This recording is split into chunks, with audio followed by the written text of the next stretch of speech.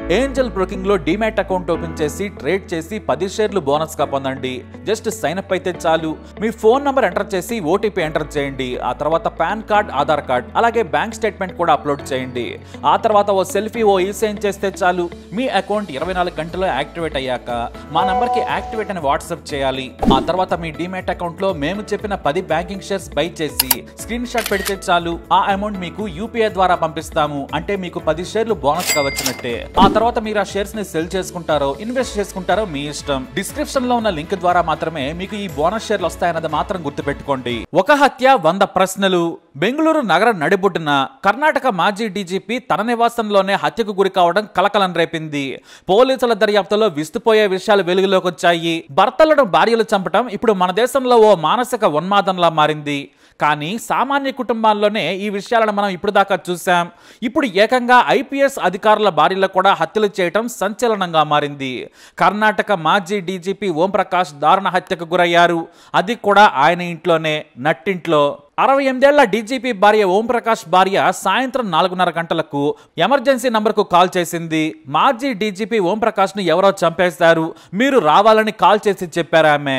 ఆ తర్వాత ఆమె మళ్లీ స్వయంగా మరో మాజీ డీజీపీ భార్య అయిన స్నేహితురాలకి వీడియో కాల్ చేసింది. నేను ఆ రాక్షసుడిని చంపేశాను, నాకు చాలా హ్యాపీగా ఉందని చెప్పింది.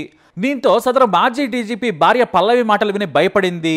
వెంటనే ఆమె పోలీసులకు సమాచారం ఇచ్చారు. పోలీసులు ఇంటికి వచ్చే సమయానికి ఓంప్రకాష్ నేలపై పడి ఉన్నాడు. గదంతా కూడా రక్తపు మరకలు, మొహంపై కారప్పొడి కూడా ఉంది.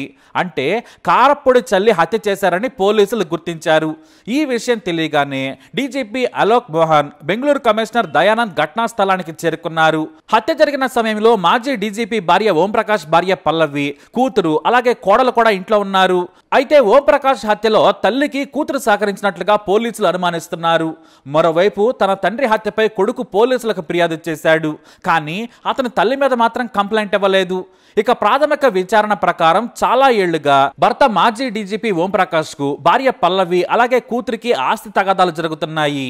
మరోవైపు తనకు అత్యంత సన్నిహితులతో ప్రాణముప్పు ఉందని పోలీసులకు గతంలోనే సమాచారం ఇచ్చాడు మాజీ డీజీపీ. కానీ ఆయన భార్య గురించి కానీ కుటుంబ సభ్యుల గురించి కానీ ఏమీ చెప్పలేదు. దీంతో పోలీసులు ఆయన విచారించినా కూడా సరిగా ఆన్సర్ చేయలేదు. క్లోజ్ సర్కిల్ నుంచే ప్రాణహాని ఉందని చెప్పారు. ఇక మాజీ డీజీపీ కావడంతో ఆయన పోలీసులు కూడా ఒత్తిడి చేయలేదు. అయితే వీరికి ఓ గ్రూప్ ఉంది. అదేమిటంటే ఐపీఎస్ ఫ్యామిలీ గ్రూప్ లో లేడీస్ కి ఓ ప్రత్యేకమైన వాట్సాప్ గ్రూప్ ఉంది. ఆ గ్రూప్ లో పల్లవి మెసేజ్ పెట్టింది. తన భర్త ప్రకాష్ వేధిస్తున్నాడు, కుటుంబ సభ్యులను బెదిరిస్తున్నాడని ఆమె ఆ గ్రూప్ లో మెసేజ్ పెట్టింది. అంతేకాదు తనను రోజు రోజుకు బెదిరిస్తున్నాడు, చంపుతానని, ఇంట్లో తుపాకీతో తిరుగుతున్నాడని కూడా ఆమె ఆ గ్రూప్ చాట్ లో మెసేజ్ పెట్టింది. ఈ విషయంపై పెద్ద చర్చ జరిగింది. వారు కూడా తమ తమ భర్తలకు చెప్పారు. అంటే వారి భర్తలైన ఐపీఎస్ అధికారులకు కూడా ఈ విషయం తెలుసు అన్నమాట. కానీ వాళ్ళు సీనియర్ ఆఫీసర్ అయిన ఓంప్రకాష్ ఫ్యామిలీ వ్యవహారాల్లో జోక్యం చేసుకోలేదు. అయితే చాలా ప్లాన్డ్ గా పల్లవి భర్తను హత్య చేసినట్లు పోలీసులు అనుమానిస్తున్నారు. ఎందుకంటే ఓంప్రకాష్ భారీగా ఉంటారు. అతనితో పెనుగులాటం కానీ పోట్లాటం కానీ ఎదురెళ్లి హత్య చేయటం కానీ అంత ఈజీ కాదు. అది పల్లవికి తెలుసు. ఆయనతో పోలిస్తే ఆమె సాధారణంగా ఉంటారు. అయితే ముందు రోజు రాత్రి తీవ్రమైన గొడవ జరిగింది. ఆస్తుల గురించి వివాదం చెలరేగడంతో తాను చెప్పిందే నడవాలి, నేను చెప్పినట్లే నడుచుకోవాలని కుటుంబ సభ్యులను బెదిరించాడట ఓంప్రకాష్. దీంతో కోపంలో ఉన్న భార్య పల్లవి కిచెన్ లోకి వెళ్లి కారప్పొడి, మటన్ కొట్టే పెద్ద కత్తిని తీసుకొచ్చింది. భర్తతో వాగ్వాదం చేస్తూనే కళ్ళలో కారం చల్లేసింది. అతను వృద్ధుడు కావడంతో మంటలను తట్టుకోలేక తిడుతూ వాటర్ షింక్ వైపు వెళ్లే ప్రయత్నం చేశాడు. సరిగ్గా ఇదే సమయమని పొట్టలో ఓ పోటు పొడిచింది. ఆ తర్వాత కత్తిని తీసి పదే పదే పొడుస్తూనే ఉంది. 1-2 కాదు, దాదాపుగా 60కి పైన. ఇక ఈ హత్య జరిగినప్పుడు కూతురు కూడా అక్కడే ఉంది. మరో గదిలో కోడలు కూడా ఉన్నట్లు పోలీసులు భావిస్తున్నారు. ఇక ఓంప్రకాష్ రక్త పడుకులో పడి ఉన్నాడు. తనను కాపాడాలంటూ 15 నిమిషాలు ఓంప్రకాష్ వేడుకున్నాడట. కానీ భార్య కూతురు ఏమాత్రం కాపాడే ప్రయత్నం చేయలేదని పోలీసులు తర్వాత తెలియజేశారు. భర్తను చంపినా కూడా ధైర్యంగా తన ఫ్రెండ్కి కాల్ చేసి ఐ హావ్ ఫినిష్డ్ మాన్స్టర్ అంటూ ఏకంగా ఐపీఎస్ ఆఫీసర్ భార్యకే కాల్ చేసి చెప్పింది తల్లి. దీంతో ఈ ఘటన బయట ప్రపంచానికి తెలిసింది. మరైతే అసలు భార్య ఎందుకు చంపింది? తమను భర్త ముందే చంపేస్తాడేమో అనే భయంతో చంపిందా, లేదా భర్త బతికి ఉంటే ఆస్తులు తనకు రావని ఆమె హత్య చేస్తుందా అనేది పోలీసులు విచారణ చేస్తున్నారు. ప్రస్తుతానికి మాజీ డీజీపీ భార్య, కూతురు, కోడలు పోలీసుల అదుపులోనే ఉన్నారు. ఓంప్రకాష్ ను చంపడానికి వాడిన కత్తిని కూడా పోలీసులు స్వాధీనం చేసుకున్నారు. అత్యంత ఖరీదైన హెచ్ఎస్ఆర్ లేఅవుట్ లో ఉంటున్నారు ఓంప్రకాష్ దంపతులు. వీరికి 3 అంతస్తుల బిల్డింగ్ ఉంది. ఇక ఆ బిల్డింగ్ లో మరో సంఘటన కూడా జరిగింది. ఓంప్రకాష్ ను చంపేశాక ఆ రాక్షసుడిని చంపేశానంటూ భార్య పల్లవి విల్లా బయటకు వచ్చి పెద్దగా కేకలు వేసిందట. దీంతో అక్కడున్న వారంతా కూడా షాక్ అయ్యారు. వాస్తవానికి గత వారం రోజులుగా ఆస్తి గొడవలు ఎక్కువైనట్లు తెలుస్తోంది. సరిగ్గా 3 రోజుల కిందటే ఓంప్రకాష్ భార్య పల్లవి ఐపీఎస్ ఫ్యామిలీ వాట్సాప్ గ్రూప్ లో పెట్టింది మెసేజ్. అదంతా కూడా చర్చనీయాంశంగా మారింది. ఇక ఇంట్లో భర్త తుపాకీతో తిరుగుతున్నాడట. భార్యను కుమార్తెను చంపేస్తానని బెదిరిస్తున్నాడని ఆ మెసేజ్ లో చెప్పింది. భర్తపై సుమోటోగా కేసు నమోదు చేయాలని ఆ గ్రూప్ లో డిమాండ్ చేసింది. కానీ ఎవరో కూడా పట్టించుకోలేదు.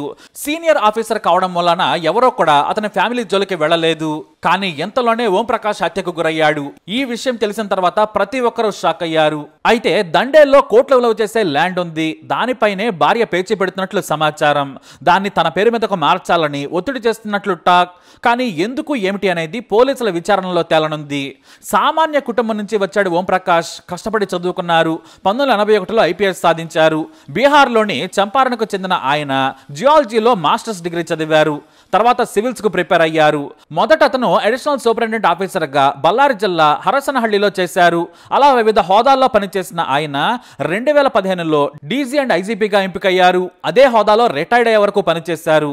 మార్చి 31, 2017న ఆయన రిటైర్మెంట్ తీసుకున్నారు. ఇక ఓంప్రకాష్ కు భార్య, 2 పిల్లలున్నారు. అయితే తన భార్య తనను చంపుతుందని ఓంప్రకాష్ ముందుగానే ఊహించారేమో. సన్నిహిత పోలీసులకు కూడా సమాచారం ఇచ్చారు. కానీ భార్య పేరు మాత్రం చెప్పకపోవడంతో పోలీసులు ముందడుగు వేయలేకపోయారు. మరి ఆస్తి కోసం వృద్ధాప్యంలో ఉన్న భార్య కూడా భర్తను చంపడం ఇప్పుడు సంచలనంగా మారింది. అసలు ఈ హత్యకు కారణం ఏంటి? కూతురు కూడా హత్యలో పాల్గొన్నదా? కోడలి పాత్ర ఏంటి అనే దానిపై తేలాల్సి ఉంది. అయితే ఇప్పటికే తల్లి కూతుళ్ల వాంగ్మూలం తీసుకున్నారు పోలీసులు. వారం రోజుల నుంచి తనను చంపేస్తానంటూ ఇంట్లో తుపాకీ పట్టుకుని తిరుగుతున్నాడట. ఇదే విషయం మీద ఉదయం నుంచి గొడవలు జరిగాయి. ఇదే క్రమంలో తనను బిడ్డను చంపడానికి ఓంప్రకాష్ ప్రయత్నించారట. కేవలం తమ ప్రాణాలు కాపాడుకోవడానికే ఈ హత్య చేస్తామని కూతురు కృతి చెబుతుంది. తన తండ్రి కాళ్ళు చేతులు కట్టేసి మరీ కారం చల్లి వంట నూనె పోసామని కూడా చెబుతుంది. అంటే ఇక్కడ కూతురు కూడా సహకరించింది. మొత్తానికి ఇద్దరిని అదుపులోకి తీసుకున్నారు. కోడలి పాత్రపై అనుమానాలు వ్యక్తం చేస్తున్నారు. ఇక ఈ హత్య కేసులో లోతుగా దర్యాప్తు చేస్తున్నారు పోలీసులు. ఆ అప్డేట్స్ తో మరో వీడియోతో తెలుసుకుందాం. ఈ వీడియో అప్డేట్స్ కోసం మై ఛానల్ ఫాలో అవ్వండి. అలాగే తప్పకుండా సబ్స్క్రైబ్ చేసుకోండి.